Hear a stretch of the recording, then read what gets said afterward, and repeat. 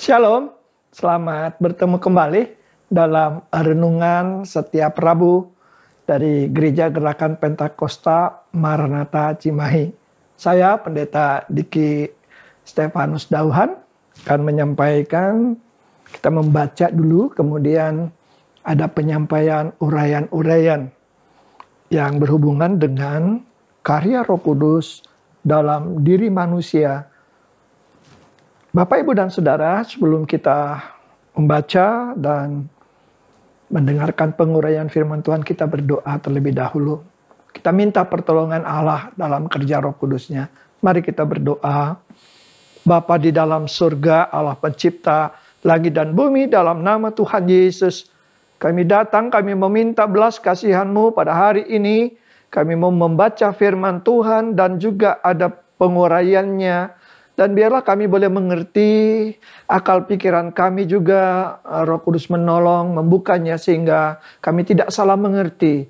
Dan kami boleh menerapkan dalam kehidupan setiap hari. Kami diyakinkan bahwa Roh Allah saat ini sedang bekerja dengan luar biasa.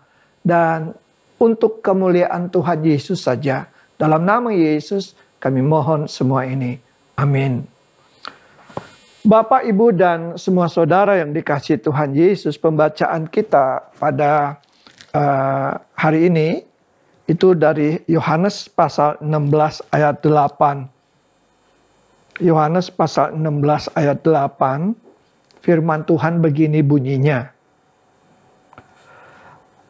Dan kalau Ia datang, Ia akan mengisapkan dunia akan dosa, kebenaran, dan penghakiman. Akan dosa karena mereka tetap tidak percaya kepadaku. Akan kebenaran karena aku pergi kepada Bapa dan kamu tidak melihat aku lagi.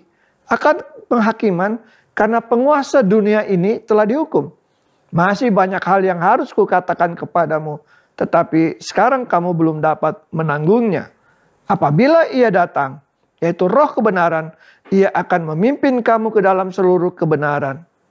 Oh, indah sekali. Hari Minggu yang lalu kita baru saja merayakan Hari Pencurahan Roh Kudus.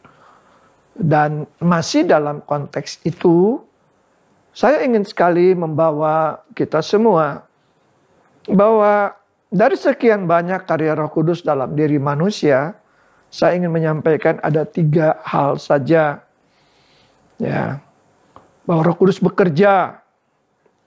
Apa yang Roh Kudus buat? Roh Kudus membuat orang bertobat dan percaya kepada Tuhan Yesus. Yang pertama, Roh Kudus atau Roh Allah itu membuat orang bertobat dan percaya kepada Tuhan Yesus. Percaya kepada Tuhan Yesus bahwa Dia adalah anak Allah. Percaya dan mengatakan bahwa Yesus itu adalah Tuhan dan Juru Selamatnya secara pribadi. Ini bukan pekerjaan manusia saja, tetapi ada pekerjaan Roh Kudus. Keputusan untuk percaya kepada Yesus berhubungan dengan pertobatan dari hidup lama. Ya.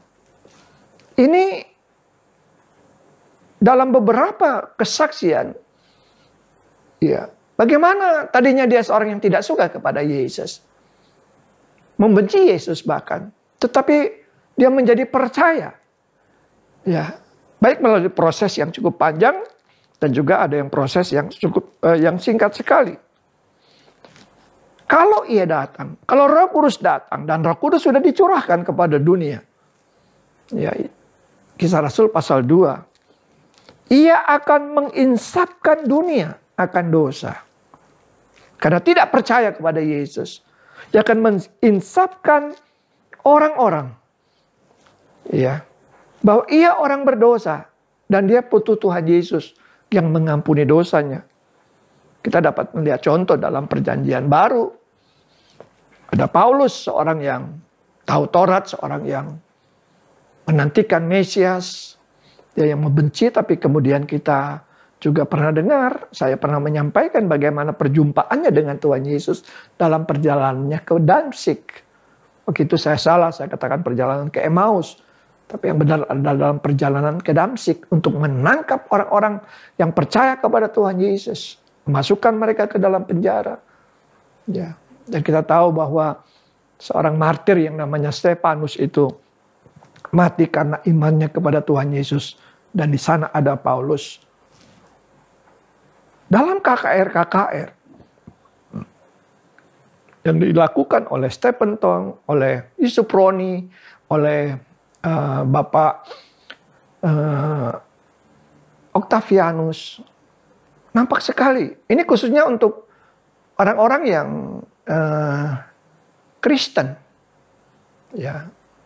Di Manado seorang namanya Franz. Ya. Dia seorang yang Kristen yang tidak pernah gereja, dia pemabuk. Ya.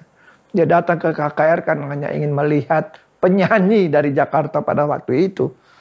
Ya, hari terakhir dia ikut, dia datang karena hanya ingin lihat penyanyi.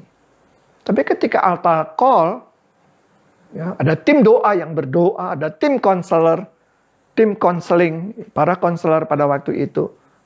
Ya, hamba Tuhan ini, Pastor Detmar Sweneman menyampaikan firman Allah pada waktu itu.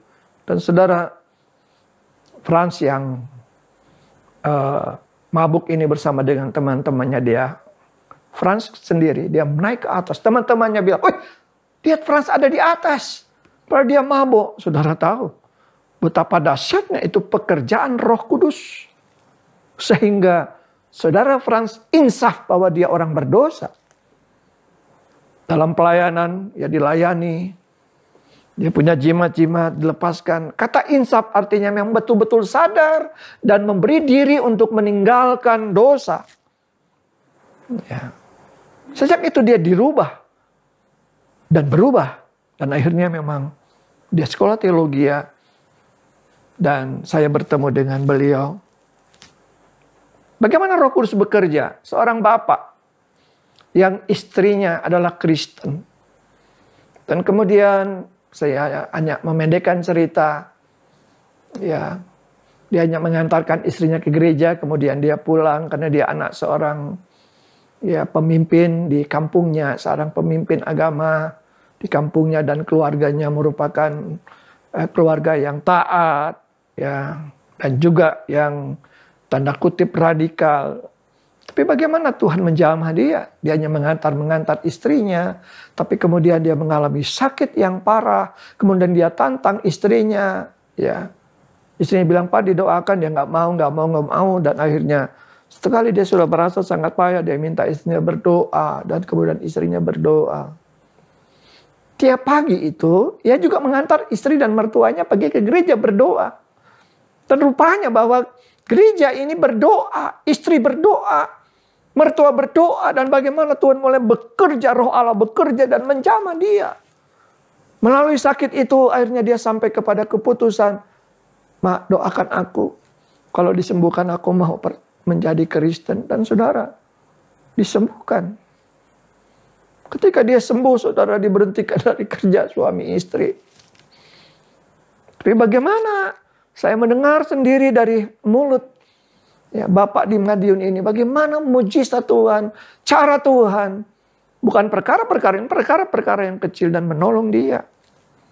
Roh Kudus bekerja supaya orang boleh bertobat dan mengambil keputusan hidupnya diubah dan berubah dan percaya kepada Yesus bahwa dia itu adalah anak Allah. Dia itu adalah juru selamat pribadi manusia. Ada banyak orang-orang yang juga punya pengalaman melalui mimpi dan melalui berbagai macam cara. Tuhan dalam kerja Roh Kudusnya membuat orang menjadi sungguh-sungguh serius dan percaya, bertobat dari dosa, meninggalkan masa lalu, dan berpihak kepada Kristus. Yang kedua, saudara, sesudah seorang bertobat, maka ia harus menjadi seorang yang bertumbuh, seorang yang mengenal Kristus melalui firman Tuhan, mengenal Allah, mengenal sejarah, tetapi tidak hanya sejarah Alkitab saja, tetapi semua ya, pengalaman para pemimpin-pemimpin iman Dia mulai mengenal dan dia menerapkan dalam kehidupannya. Ya. Yang kedua, kerja Roh Kudus. Roh Kudus membuat orang bisa menjadi taat kepada Allah. Taat kepada Tuhan Yesus. Saudara, saya ingat sekali bagaimana firman Tuhan berbunyi di dalam Yehezkiel, ya, pasal 36. Kamu akan kuberikan hati yang baru dan roh yang baru di dalam batinmu, dan aku akan menjauhkan dari tubuhmu hati yang keras dan kuberikan kepadamu hati yang taat. Yehezkiel 36 ayat 22, Yehezkiel 36 ayat 26 sampai 27. Dalam perjanjian lama Allah berjanji kepada Israel, tetapi juga janji itu kepada kita pada masa kini. Untuk menjadi taat, kita perlu memiliki hati yang baru. Di situ dikatakan, akan kuberikan hati yang baru dan roh yang baru di dalam batinmu. Ya. Roh Allah, ada roh manusia, ada roh dunia ini, roh jahat, ya, dengan pemimpinnya ada Lucifer, ada juga malaikat-malaikat yang juga wujudnya roh. Allah orang Kristen wujudnya roh. Ya, kita tahu itu dalam Yohanes pasal 4 ayat yang ke-24. Allah itu roh. Dan barang siapa menyembah dia harus menyembah di dalam roh dan kebenaran. Ya. Allah itu roh, huruf besar. Wujud Allah roh. Karena kita belum masuk surga, belum melihat secara muka dengan muka. Tapi wujudnya adalah roh. Yesus asalnya dalam kandungan Maria, roh, firman yang menjadi manusia. Dan kemudian ada Roh Kudus, roh suci yang membedakan dengan roh-roh dunia ini. Nah, Tuhan akan berikan itu. Karena dikatakan dalam ayat 27, rohku akan kuberikan diam di dalam batinmu. Dan aku akan membuat kamu hidup. Melalui roh Allah, Allah sendiri akan membuat kamu hidup menurut segala ketetapan. Dan tetap berpegang pada peraturan-peraturanku. Dan melakukannya. Jadi tidak hanya berpegang, tidak hanya tahu, tetapi melakukan apa yang Tuhan inginkan dalam firman Allah. Ketika dia baca firman Tuhan, ketika dia mendengarkan pengurahan firman Tuhan di gereja, di YouTube, kesaksian-kesaksian, dengan buku-buku yang boleh dapat dipelajari, Roh Kudus bekerja sehingga dia mulai membuka pikirannya. Roh Kudus menolong sehingga pikirannya boleh dapat mengerti firman Tuhan. Bukan saja melakukannya, tapi juga memberitakan kepada orang lain. Saudara, Roh Kudus yang bisa membuat orang taat. Suami yang gak taat, suami yang pikir sebelen, orang sudah bilang. Roh Kudus bisa jamah dia. Sebab itu kita istri minta. Anak-anak yang sulit untuk diatur, kita minta Roh Kudus tolong supaya anakku berubah. Suami istri berubah. Jangan hanya minta minta orang lain berubah, sedangkan saudara tidak mau berubah. Dan tidak minta diubahkan. Roh Kudus yang bisa membuat. Karena firman Tuhan berkata demikian. Rohku akan kuberikan diam di dalam batinmu. Ketika pencerahan Roh Kudus dicurahkan secara global kepada manusia. Itu yang kedua. Yang ketiga, saudara. Ya. Roh Kudus membuat orang, memberi orang keberanian menyaksikan Kristus kepada orang lain. Kepada para murid terlebih dahulu. Ya. Pergilah ke seluruh dunia. Markus 16 ayat 15 sampai 18. Pergilah ke seluruh dunia. Ini sebelum Tuhan Yesus naik ke surga ya.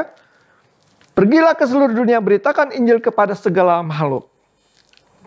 Siapa yang percaya kepada pemberitaan itu? Kemudian dia mengambil keputusan untuk dibaptis. Lengkaplah di sana keselamatan. Tetapi siapa yang tidak percaya akan dihukum. Dan kemudian ada tanda-tandanya orang yang percaya kepada Tuhan Yesus. Ketika dia melayani, ada tanda-tanda orang-orang yang percaya ini, yang punya hati untuk menyaksikan Kristus. Mereka akan mengusir setan-setan demi namaku. Jadi dia punya keberanian. Ya, orang yang kesurupan dia tidak lari, tidak panggil pendeta lagi. Karena dia tahu bahwa ada roh Allah di dalam dirinya. Layani orang yang punya jimat. Berdoa buat orang yang baru percaya. Jangan segan-segan, jangan takut. Karena roh Allah ada dalam diri saudara. Kalau saudara percaya kepada Yesus, maka engkau dimeteraikan oleh Roh Kudus. Efesus 1 ayat yang ke-13. Saudara, seorang yang melayani Tuhan, saudara, sudah bersaksi kemana-mana. Jadi pembicara, tapi diam-diam dia melakukan dosa yang disembunyikan sama dia. Tapi dalam kesaksiannya kami mendengar dan begitu dahsyatnya Roh Kudus menolong dia. Ya, seorang pembicara, seorang yang mempunyai umat dalam bimbingannya yang sangat banyak, persekutuan doanya yang ratusan, mungkin ribuan. Tapi dia bagaimana ketika menyampaikan, Roh Allah menolong saya. Saya selama ini mendukacitakan Roh Kudus. Tapi Tuhan tidak pernah mau lepaskan. Ya, ketika dia menyampaikan firman Allah, Tuhan tetap pakai. Karena apa? Nama Tuhan jangan sampai dipermalukan. Saudara, Bapak, Ibu, dan Saudara, saya melihat bagaimana pekerjaan Roh Tuhan begitu dahsyat dan ajaib. Seorang mengatakan, Pak, kalau saya mau melihat kesaksian orang Kristen, saya nggak mungkin bisa menjadi percaya kepada Yesus. Kedua, saya mengatakan, kalau engkau menjadi percaya, bukan engkau yang pilih Yesus, tapi Yesus yang pilih engkau. Amin, Pak, saya pernah baca itu. Aku menjadi percaya karena Yesus pilih aku. Dia menjadi yakin itu. Ya. Mereka akan berbicara dalam bahasa-bahasa baru. Seorang bapak bersaksi bagaimana dia punya pengalaman ketika dia ada di satu rumah sakit di Bandung. Dan kemudian dia pekerjaannya dalam marketing ke kampung-kampung, ke toko-toko besar. Dan kemudian beberapa waktu yang lalu dia katakan, Om Diki, saya punya nasabah yang punya pengalaman dengan mimpinya. Dia sakit sudah sekian lama, sudah banyak uang, puluhan, ratusan juta dia buang, dia tidak sembuh-sembuh. Tetapi dalam satu waktu di mana dia nampak satu pribadi yang tidak nampak mukanya, dan kemudian dia tanya kepada gurunya. Gurunya katakan, itu semacam malaikat itu yang datang kepada kamu. Ya Pak, saya sembuh, saya sudah melihat itu dan bertemu dengan Bapak ini di toko itu ketika Bapak ini mau membawa dagangannya, karena suka beli partai yang cukup besar ke toko Bapak itu. Dia bekas preman di Jakarta. Nah, apa yang dikatakan? Bapak ini begitu berapi-api, dia bilang, Pak Diki, hati saya begitu berkobar. Dan kemudian saya katakan kepada dia, itu yang datang itu bukan malaikat Jibril, tapi Nabi Isa, Tuhan Yesus Kristus. Ya. Dan kemudian dia punya kerinduan supaya Bapak itu di satu kampung di Jawa Barat ini, dikatakan, Pak, di sekitarnya sana ada satu lembaga swadaya masyarakat yang radikal di sana.